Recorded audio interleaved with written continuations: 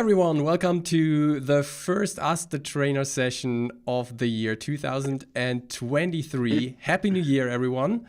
And today I'm joined by a few people, as always. And here we have Noseman, we have Ellie, we have Darren, and today we also have Ian, who is going to show a little bit of ZBrush. The topic of today is, well, as the last one last year, winter setups. And yeah, I'm going to take care of the housekeeping first, and then Mr. Noseman himself is going to show you some exciting stuff. And then I will continue, and then Mr. Ian. All right, so let me share my screen. And what you see here is the Maxon events page. So if you go to the Maxon website and then under news events, you can find this page. And here you see all the events listed that we're doing, all the live webinars. The ZBrush ones are excluded, but I guess Ian can tell you. Actually, no, there's that. Sorry, yeah. The stuff so that we you're do doing have a ZBrush on C Classroom and so on. Yes, yeah. So we are doing a Demystify next Monday for ZBrush, getting started with Redshift, and then starting next Wednesday for the next 5 weeks, every Wednesday at 11 a.m., we'll be doing a more deep dive into Redshift with ZBrush. So more links will be provided as we get all that set up, but it's starting next week. So look out for that. And we'll definitely be posting that on our social media platforms as well. Very cool. So yeah, you can see that tomorrow we have another session of VFX and Chill. Then next Monday, we have Redshift workflows in ZBrush, as Ian already mentioned. Then we have character workflow workshops running on Wednesdays, and so on and so forth. And if you missed one of the sessions or you came in late, you can always go to the Maxon Training Team YouTube channel. And here you can find all the recordings of the sessions that we are doing. And another thing that I want to point you to is the new Cineversity. End of last year, we launched a new Cineversity. It's cineversity.maxon.net, and here you can find a lot of very cool getting started series and also a lot of other tutorials and tutorial series. Cool.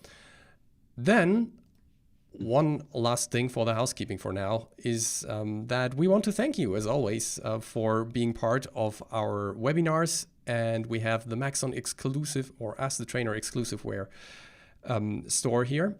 And I think Ellie's going to post the link to that shop in the background. That's cool. Thank you, Ellie.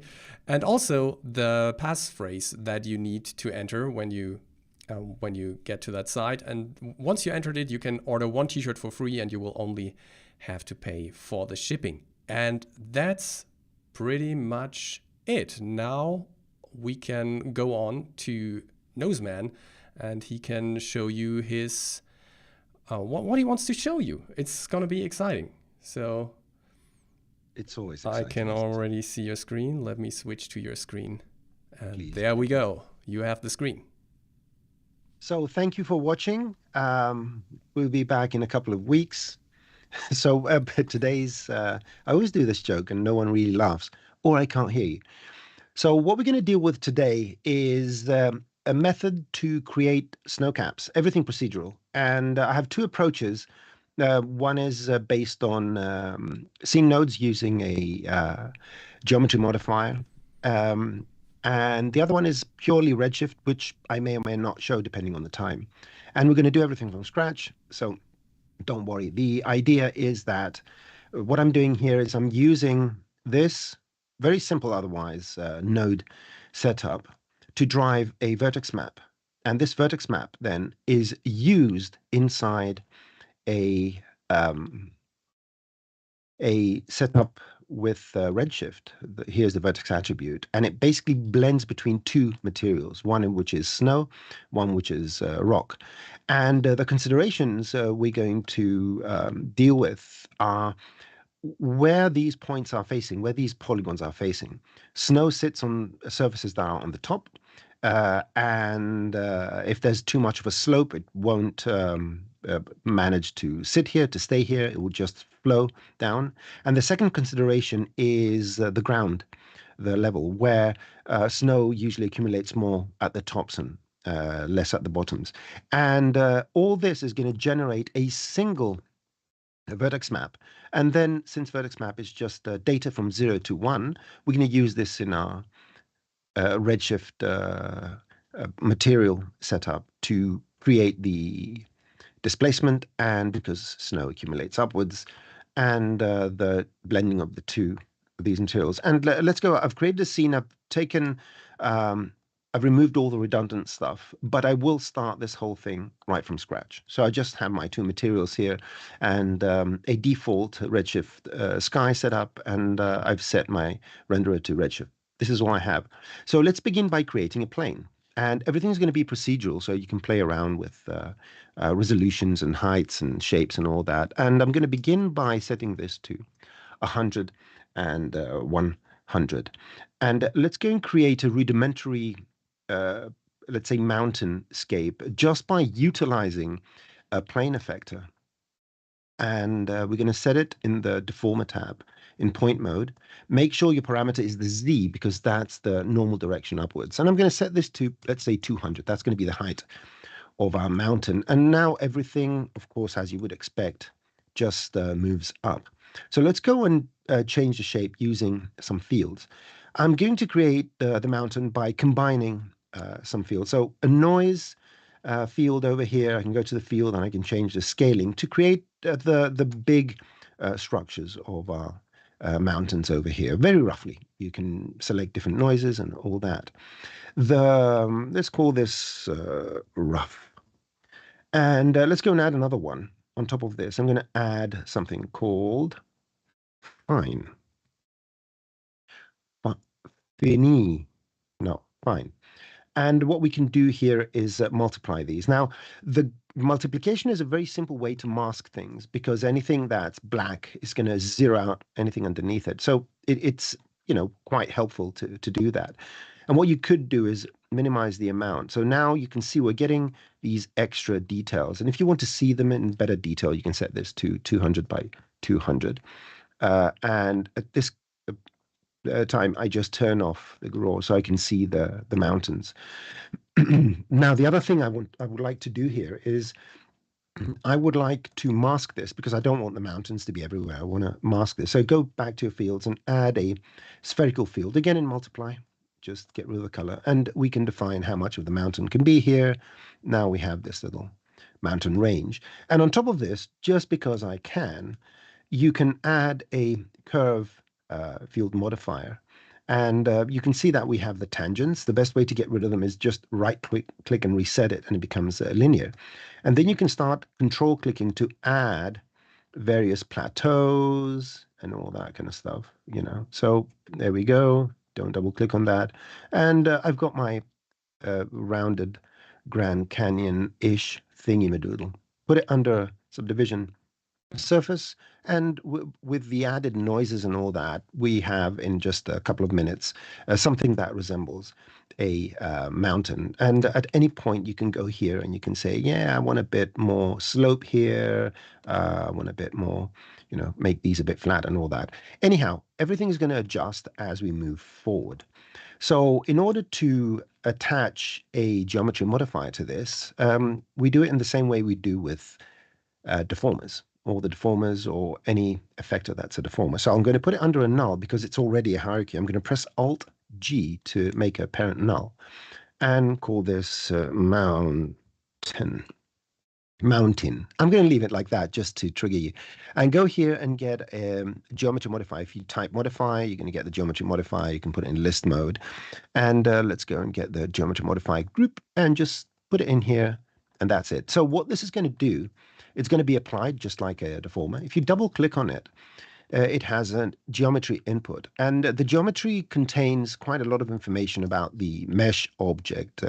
What we're looking at is we need to find the point direction, and that is a normal. So to find that, you go to point info. I'm pressing C to bring up the search thingy, point And somewhere around here, you'll find points info. Excellent. And we're going to go and feed this into the geometry. And this will give us the positions of the points, which we're going to use to control the elevation, where the snow is going to be. And the normals, which is pretty much a little arrow that's pointing in the direction of the point where the normal is facing. And we are going to take these and use them in order to create a vertex map. Now, the vertex map, if I press C here, property set. So the geometry property set can, amongst other things, change the point orders and all that, but it has a special function where you say new data set, and a new data set is going to be an additional piece of data, just like if we go here and right click and say other tags, vertex map, vertex color, polygon selection, point selection, all these are additional pieces of data that are attached to the object. And in this particular case, you say new data set, you say weight, and weight is the vertex map essentially. If you go to color, that is vertex color, but always use the color plus alpha. It works a bit better. And let's give it a name, just like you would add a name to your tag. I'm going to call it Y up. You can call it anything. And that's just about it. If I put this here, look what's going to happen. We get a vertex map here. So the geometry modifier has added to the data stream of our whole object manager this little vertex map. And currently, it doesn't have any data. So let's feed it some data. Now, here's the slightly complex part, but you need to get used to that if you're going to use nodes, because you're dealing mostly with data. A normal, if you click here and pull this up, if I click on normals, it says it's an array of vector 64s. The 64 means how many bits, the accuracy, so forget about that. A vector predominantly is 3 numbers, one for X, one for Y, and one for Z. A color, for example, is a vector. And I need to find a way to get only the Y component. So an array is what we call a collection. So if you press C and type collection, there's something called Iterate Collection. And what this is going to do, if you take the normal collection and put it over here, so an array is a collection, suddenly, let me show again, it shows the elements of it and various other things you can do nice little programming stuff with. And the Y is what we need over here. So I can very easily do the following thing, take this Y and just put it over here. Now, there's not much you can see. We don't have feedback on this immediately. But what I'm going to do now is go and create a Redshift material to use this data and get a little peek of what these vertex maps are doing for us. So let's go and create a Redshift standard material. Let's drag it on here. Let's open the Redshift material. And let's go and do Vertex Attribute. Grab it in here. Drag this little fella over here. And let's just solo this. And already you can see some of the gradient. I've got my Redshift render view here. And what you're going to see is whiter on top and a bit darker. So we get the slope. Now, of course, this is just the values. I want to make it so that they're a bit more contrasty. So for this to work properly, I do need a spline, which is going to give me the Scalar Ramp, which is going to give me this little gizmo here where I can take certain values. I can take the scalar value. Scalar is just a single number. Color is 3 numbers. And I can take this alt as an alternative input. And let's solo this one over here. And let's see what happens if I go to the spline and reset it. And let's see what this will do for our image. There you go. So what you're seeing is just the black and white interpretation of the vertex map data. And this gives us, for the flatter areas, the areas that are facing upwards, a very strong white color. I can go and contrast it even more. And you can do all this nice stuff. So I have my first bit of data, what's flat, where the snow can sit everywhere, even here on the ground. And I'm going to use this with a material blender later on. We can see it already if we want to. So blender, I'm going to get a material blender, And I'm going to use, if you want to pull materials to blend them, you use the reference shader. So get one reference, two reference size. Let's call this rocks. Let's call this snow. And what I'm going to do in the blender, I'm going to take the rocks, put it here, go and put my rock floor over here, and put my snow over here. So I have two materials I can blend over here. And I'm going to stick this in the material and blend it out here. And what we should see, if I take this, put it in output and turn off the solo, took me 15 minutes to remember that last time. There you go. We have a mountain and it's got snow on top. So the only thing that remains is change our vertex map geometry modifier group so we can account for the height as well. But you can see the whole idea is fairly simple if you understand what kind of data you're creating. So I'm going to just move this to my other window. And let's go and add some more information to our node graph in order to make it work properly. So first of all, I want a spline, spline mapper. Where's my spline map? Spline mapper, there it is. Because I want to be able to do the same thing I did earlier, just change the values for whatever I'm doing. I've got my redshift going on, so that's why it was delaying a bit. So just so that I can change these values, currently they're going to be exactly the same. Now, how do we get, we're going to get the positions now, the points. So I'm going to just copy these two little buggers over here, and I'm going to get the positions, and from the positions, I'm going to get the Y component again, because that indicates the height, right? The height goes upwards. And if you want to combine these two things, which are nothing more than 0 to 1 values, if you multiply them, arithmetic multiply these two, we're going to get a result, which is going to be like the masking, the same thing we did in the fields.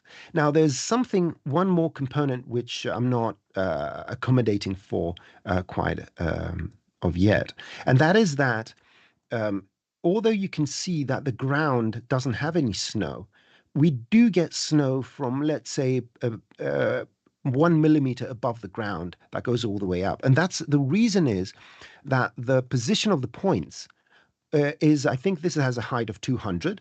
So the points are from 0 to 200 in the Y. The values here are coming into the spline mapper, and they're mapped from 0 to 200. And I want to be able to map the 0 to 200 to a 0 to 1 value, because I need to remap the height. The direction is always a value between 0 and 1 for each and every of the axes. That's why it's called a normal tag, because it's a normalized vector, which means that each axis will never be more than 1. And to do that, it's not very hard. I can always go and say, okay, I can add a range mapper. When you want to map ranges, you use a range mapper. And by definition, let me turn this off. By definition, range mapper just does from 0 to 1 to 0 to 1, so it doesn't change anything. But what I could do, after I feed this in the input and go to the output, I can go to the range mapper and say, well, input max, the maximum height is 200. And when I do this, what you will see is, and if I turn this on, what you will see is that now it's taking the values from 0 to 200 and remapping them to 0 to 1. And immediately we get this effect. And again, we can do what we did earlier. I can say there's no snow on the ground. So let me turn that off. No snow on the ground, and a lot of snow halfway and up here. And that's just the vertex map feeding that mask that is blending between the snow and the rock. And I'm going to show you one more thing. That is really awesome, though, Noseman.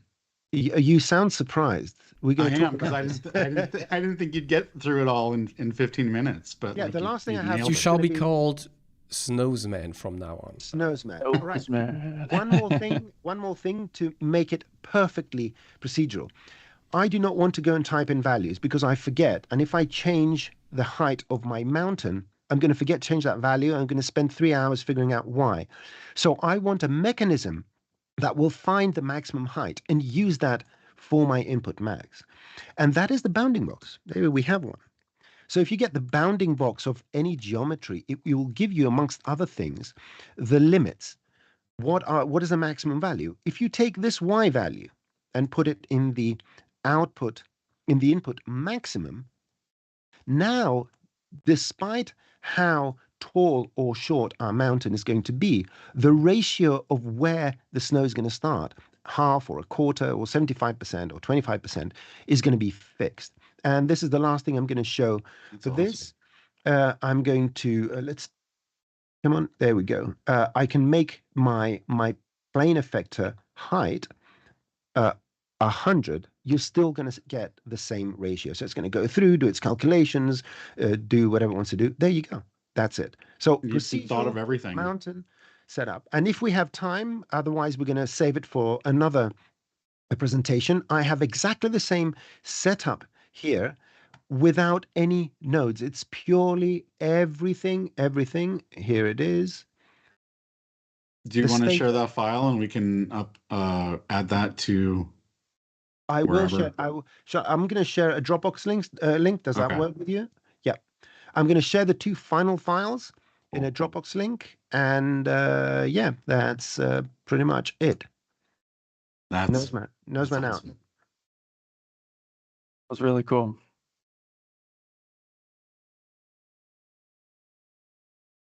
Please do.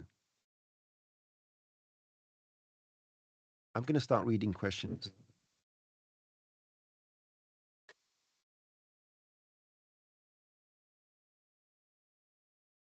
Did everyone see my whole presentation? I Yes, I was watching it. So hopefully. Yeah, I was watching also.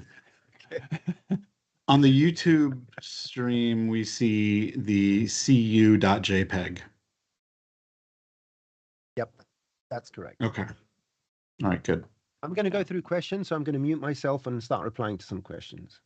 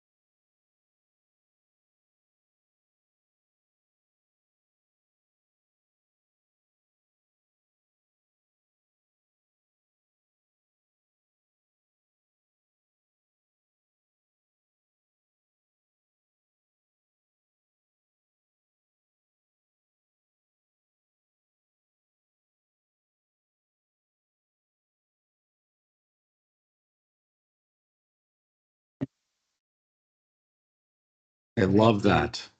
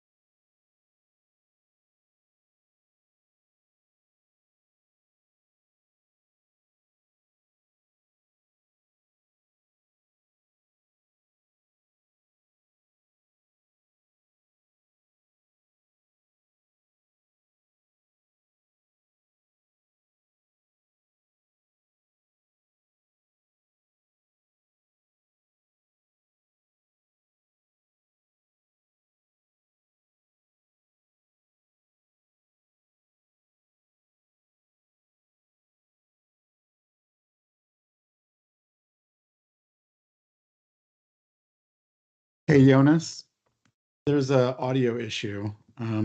Apparently people can hear me, but not you. Should be fixed now. Okay. Yeah, let me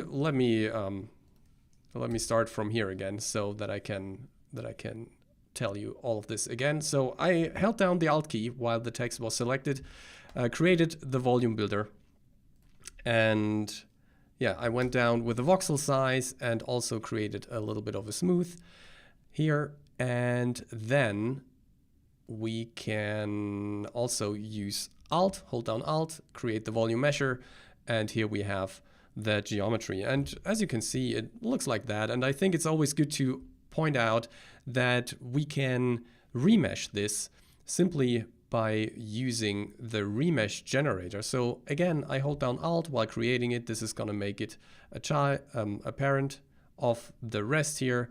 We can go down with the mesh density. Let's say we want to go with like 30% of the polygons that we're seeing right now. And now we have some clean topology. And I'm just going to make this editable with the shortcut C. And now I have this U object.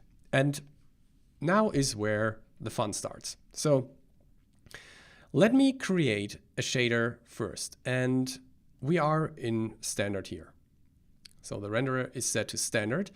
And the reason why this is important is because now when I create an object, I create a standard material.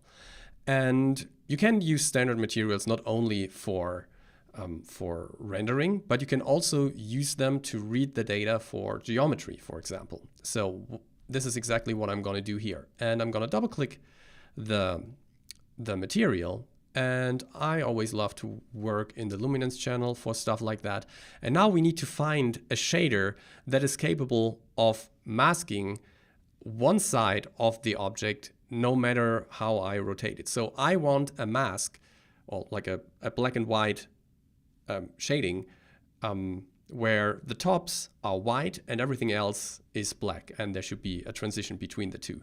So I go here, and what we need is under Effects, Falloff. It's the Falloff shader. This is exactly what we need. I'm gonna assign the material here to the object.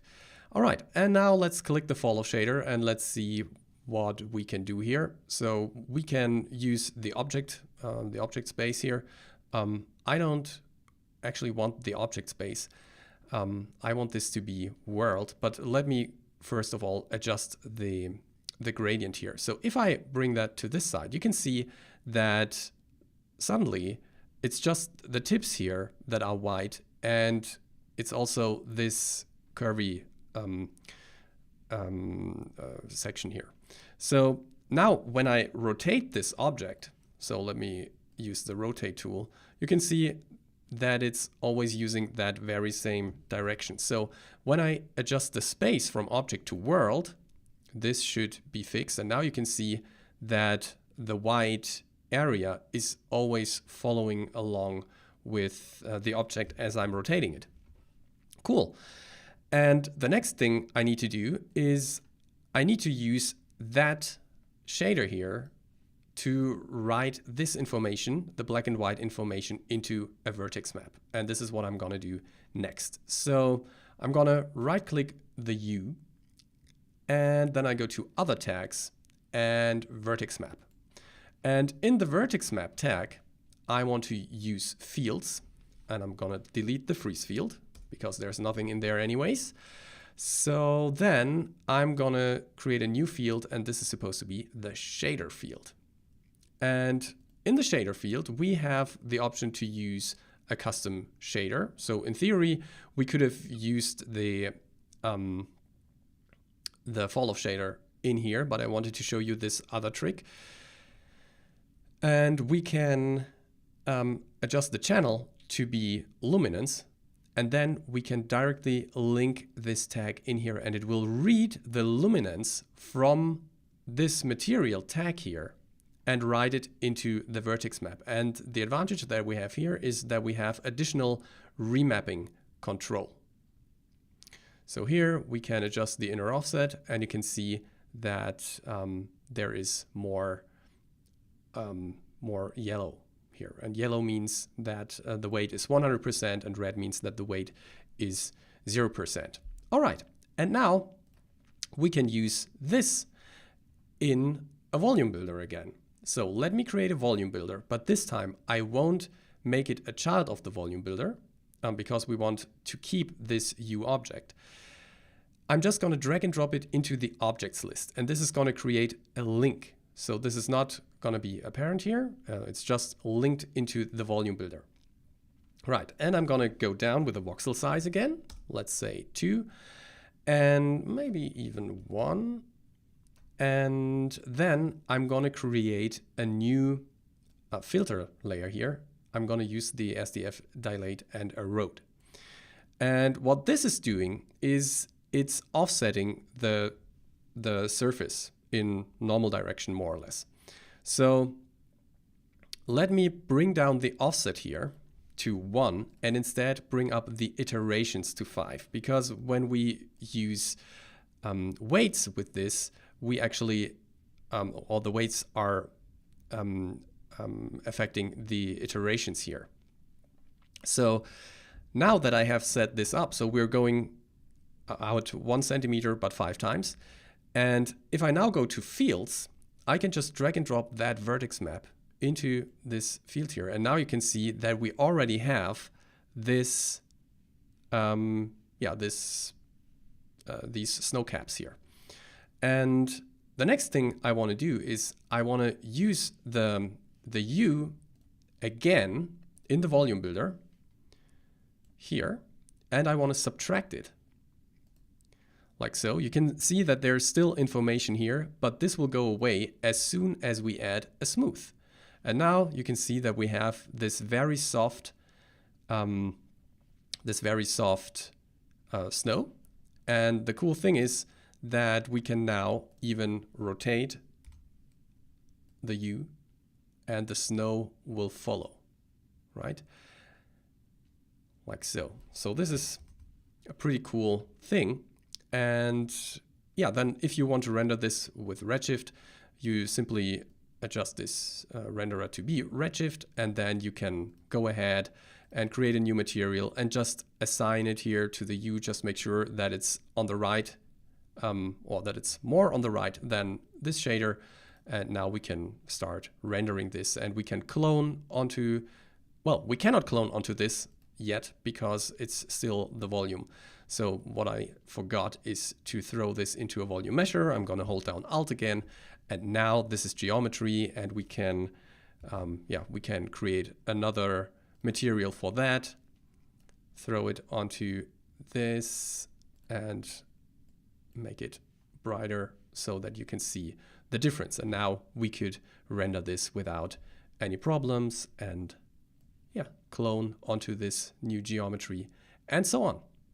And if you want more snow, if you want the snow to be higher here, you simply need to go into the volume builder and play with the SDF Dilate and Erode in the filter settings here. And well, now you can decide if you want to offset or if you want more iterations here. So here you go. That's more snow now. All right. That's what I want to show, actually. Are there any questions? I actually have a question. Yes. For you, have you tried this with, instead of the Falloff, the terrain mask? I haven't tried, but that should work as well. Okay. Yeah. All right. Cool. So that's awesome. Thanks, Jonas. Yeah, no problem. That's super. No That's problem. really cool. Really dig it. And I think we're almost in time, so we wanted to make sure that we have that we reserve enough time for Ian to show. You have 4 minutes left. Now 3. So if you share your screen here in the background, I can switch to your screen as soon as you share it. Okay, I can see it. Oh, that's an evil snowman. Be prepared. Yep. Don't be scared. I'm sharing Ian's screen right now. Yes, yes. Well, awesome. Thank you, Jonas. I mean, so okay, so for anyone who's new to ZBrush, ZBrush is obviously now part of the Maxon family, and it's been amazing coming on board. So this is probably new for a lot of you who are watching for the first time. So don't be scared because I'm going to go we're going to go through some stuff and just make sure that it's easily digestible. But what I thought we would do is do something kind of small, bite-sized sculptural approach to making icicles. So as you could see here on my evil snowman ornament that I did during a live stream last year before holiday, I was just trying to get some nice teeth that I thought made sense for the character. And here we can, if we just turn around and kind of isolate for a second, you can see here I just really made about 1 or 2 different variations, and then I just started duplicating it around. So with a very simple approach, we can start getting something that is just really, really quick and dirty, but it will look it'll look really good. So we're gonna start from scratch, and I'm gonna go over just a couple ways on how you could start from scratch, especially if you're brand new to ZBrush. So if you're brand new to ZBrush, you're actually going to get this lightbox that kind of opens up. And what you can do is just double tap this default project, and that will load a brand new sphere and it's just ready for you to sculpt. So if I go ahead and just double tap this real quick and say, no, don't save anything, I loaded it, and then I can come up to my brush palette here on the top left-hand side.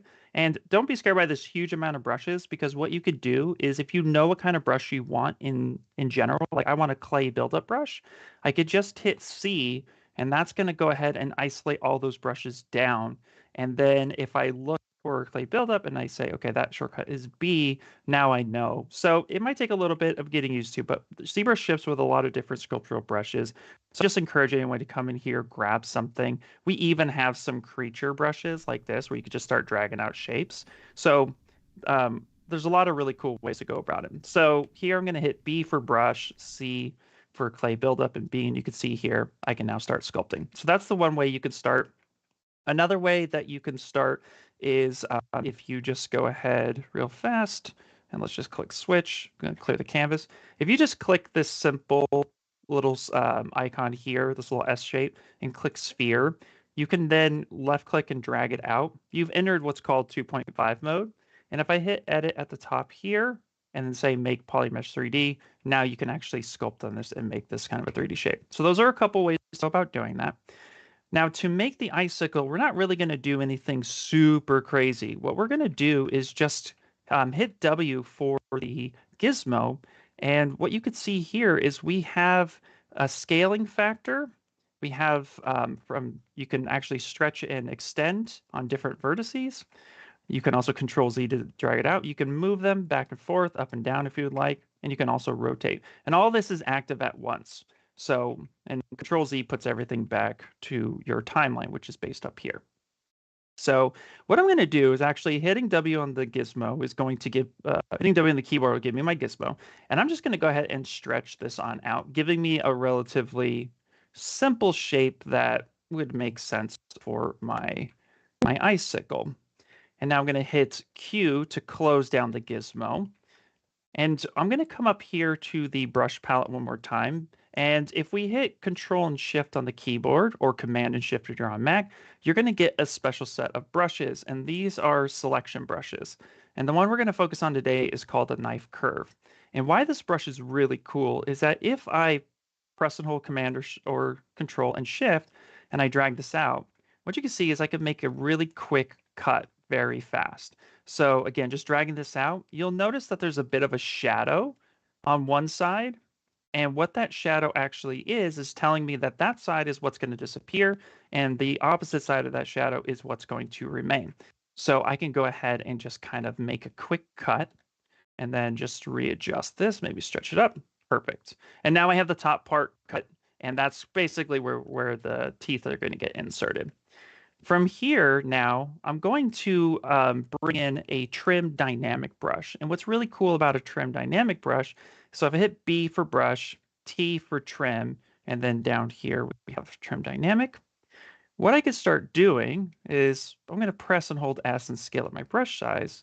And now I can start just kind of coming in and making some shapes. And the trim dynamic is going to respect the flat edges that this creates. So I come through and start just making odd entities and odd little portions that essentially would just be formed by water melting and freezing, melting and freezing. And what's cool about icicles or crystals of any kind, especially on a sculptural level, is that you don't really have to be precise. You just need to come in here and get something that looks kind of interesting and say like, yeah, this is actually looking pretty good. Now, you might notice a little bit of faceting just around these edges, and that's because we have a pretty low mesh at this point.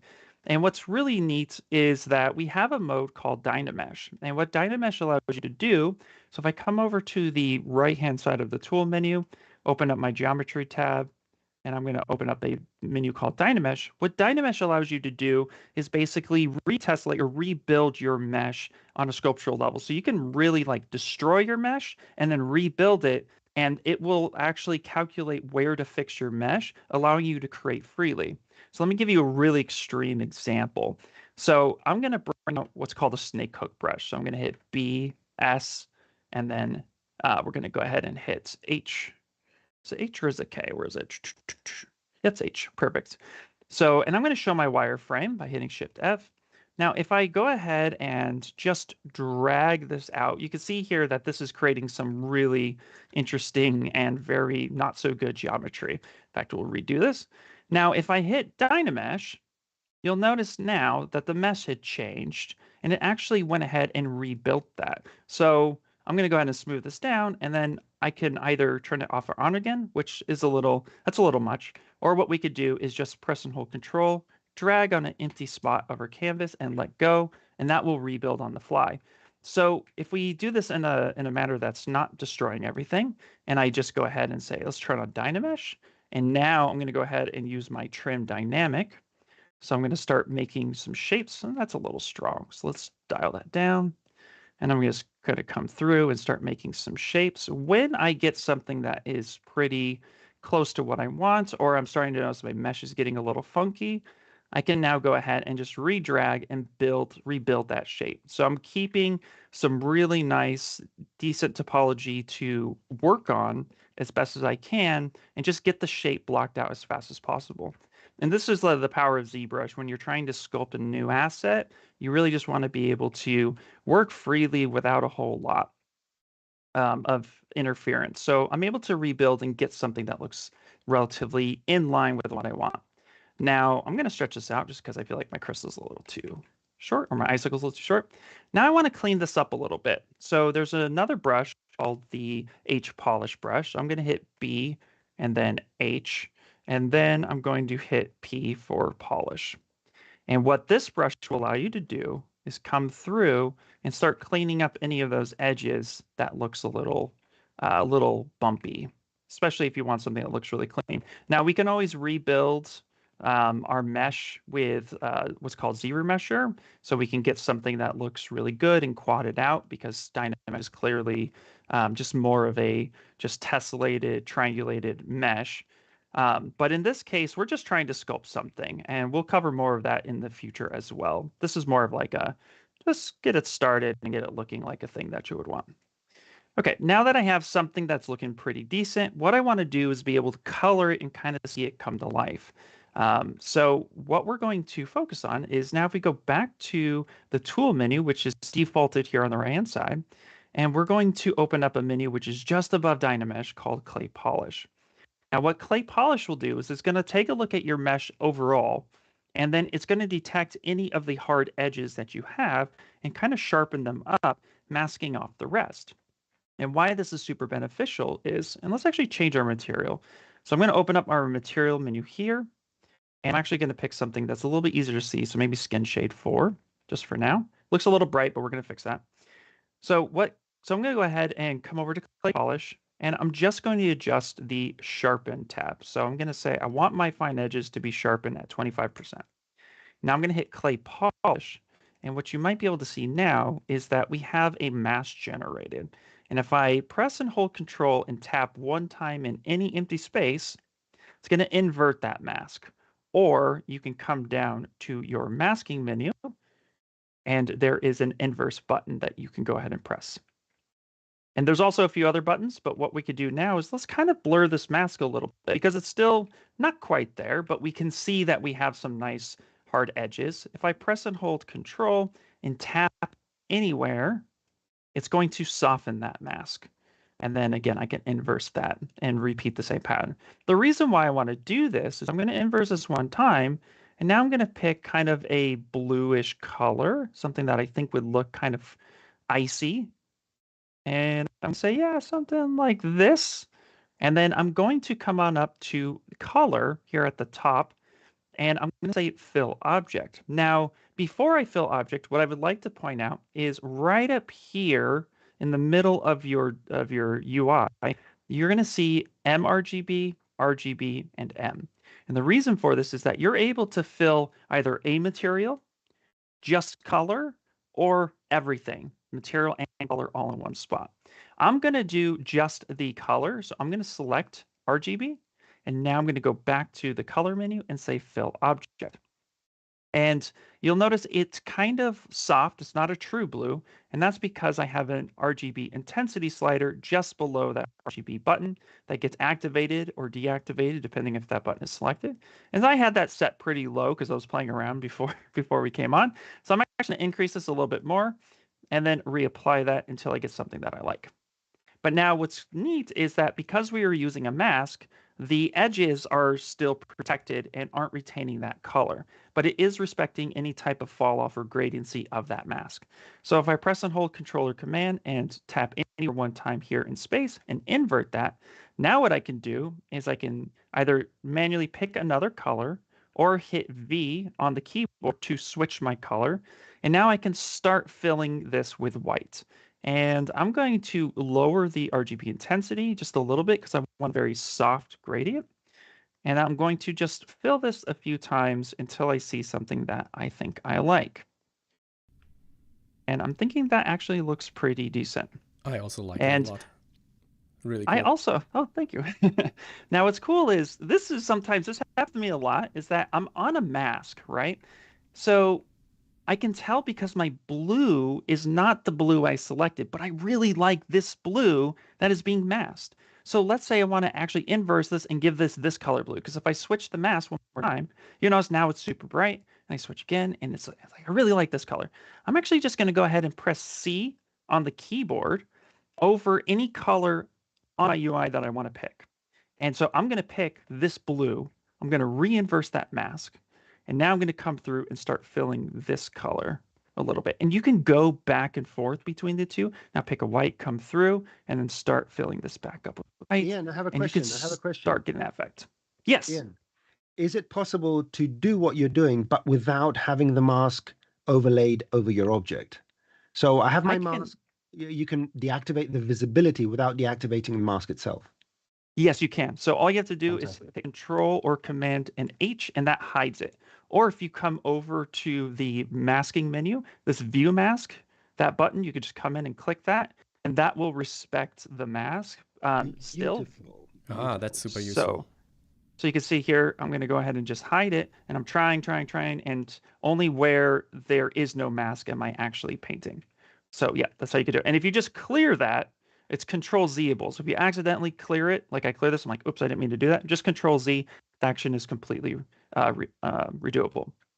And so now you basically have a nice crystal that you could start manipulating. And so as a little bit of bonus content, just for those who are new to ZBrush and want to see like how you can actually utilize this one mesh to your advantage, I'm going to just quickly sneak in a ArrayMesh. So under the tool menu, we have an ArrayMesh. Now let's just say I want to duplicate this just either in a circle or just in a straight line. Doesn't really matter. Just more like I just want to duplicate this. So I'm going to turn on ArrayMesh. And what I'm going to do is I'm going to just lock the transpose button and the position just so that I can work with in a pretty clean way. And then all I'm going to do now is I'm just going to offset this. So I have X-axis, which if you're looking at the UI right now, X is with the cam view guy facing you. X is screen left to screen right. Y is up and down, and Z is Z depth. So here I can actually say, you know what, I want to offset this on my x-axis. So now I have 2. I'm going to push it a little bit forward, say something like this. But now on this repeat tab, I can actually repeat this multiple times. And then if I'm like, well, I really just kind of want to like maybe randomize this a little bit more, I could say offset this a little bit on the Y and on the Z axis. And then I'm actually going to go ahead and start to rotate and readjust how this looks. So you maybe get an icicle DNA strand happening. And you can start really just randomizing and playing with some effects that you think look really cool. And what's neat is if I hit Shift F or come here to Polyframe and turn this on, I'm only working with this one mesh. All of this is projected, but it's not real geometry. Once you're satisfied with your array mesh, like let's say I wanted to add even a pivot to this. So I'm going to go ahead and start pivoting and throw some of these out. So maybe you have a design where you need like icicles being shot in random locations, something like this. Now I can come down to the bottom and say make mesh, and that will take my one icicle. And if we notice here at the very top, we're going to say total points active. So right now it's 72,000. So if I hit make mesh, now watch what happens to that number. So up until that point, it was only projecting those icicles and respecting just the one. But once I hit make mesh, it now pulls that into actual geometry. And that action is also control Zable. So you can always go back and say, oop, I didn't mean to do that, or I don't like that, I want to adjust it. I could come through and say, just go ahead and readjust. So you can easily start manipulating and playing with a bunch of stuff. And you can get really crazy and start adding curves and really cool shapes underneath each one of these, but that will be another lesson for another day. So I know this UI might be new to a lot of you watching this session for the first time. So if there's any questions, I'm not sure how long that took me, but dude, you have like 10 seconds. That was like perfect and amazing. Yeah, perfect. We're very well in time. So do you have GoZ set up? Could you show our audience also? I think I do. Yeah, let me see. I went through a massive update. How to easily bring this over to Cinema 4D? Yes. So I'm going to go ahead and just for the stream's sake, I'm just going to leave the one populated. So let's say I just want to leave this one populated and I want to go Z. So what I'm going to do is I'm going to introduce these 3 buttons here. We have Go Z, which if I click this, it's going to send just the selected mesh one time over to Cinema 4D or any other program that I might have connected to this. If I say all, it's going to pick every subtool or object underneath my list, which if I had like 105,000 over here, which would be ridiculous, but if I did, you'd be surprised sometimes. That right there would be, it would send all those. And then there's a visible button, which if I were to send the visible, it's just whatever is visible to me, not to ZBrush. And then there's an R button, and this will come through and say, oh, do you have stuff set up? And we just kind of make sure it's like, yeah, okay, I have that one set up. I don't have that one set up, et cetera, et cetera. So now what I'm going to do is say, okay, I'm going to go ahead and just say, let's go Z what is visible. I'm going to click this. You might get this message. It's just giving you information about what it does. You can say don't show again or say continue. Say, yep, Cinema 4D. And now it will, if Cinema 4D was closed, it's going to automatically open up the Cinema 4D that it is communicating with. And it will send that mesh where it is in space into Cinema 4D. So, and here is the scene right here. I'm going to go ahead and just zoom out so we can see it. But there is the crystal. And what's really cool is that it respected its position as a object that is centered in world space 0 for me and ZBrush. So this worked out really well, and it sent me just that crystal on over. Very cool. Sweet. So every time you click on GoZ, all those windows that popped up, that doesn't have to happen every time, right? It can be literally just one click. Yes, absolutely. It only does that on the initial setup. So once you have it set up, every time you click it, wherever you set it to last, it's going to default to that. So if I sent it to Cinema 4D last time, it's going to default for that. But when you hit that R button, if I come on back here, if I hit that R button, that's basically just trying to reset its connectivity. So if you're sending stuff to, let's say, another application, and then you're like, I really want to send it to Cinema 4D, just click that button, and then it'll go through. It's not reinstalling. It's just re-engaging all of your installs. And it'll just, so if you want to reset one, just look at it, and then you can just pick the one that you want. For me, I was doing a bunch of setups this morning, so it was it was very interesting having to do a bunch of quick setups. But yep, so that is it for me. Thank you. Wow. Thanks, Ian. very cool. Everyone's loving it in the chat. Yeah. Oh, sweet. That's very Sweet. cool. Yeah. So do we? I love it because you can just create whenever you're, assets and stuff like that. So we're gonna do more. Believe you me, I'm excited. Yeah, me too. And it's so much. It's such a more it's so much more. There's so much more freedom in ZBrush sculpting than the traditional modeling of the same thing in Cinema 4D. And now we're all together in Maxon 1, which is awesome.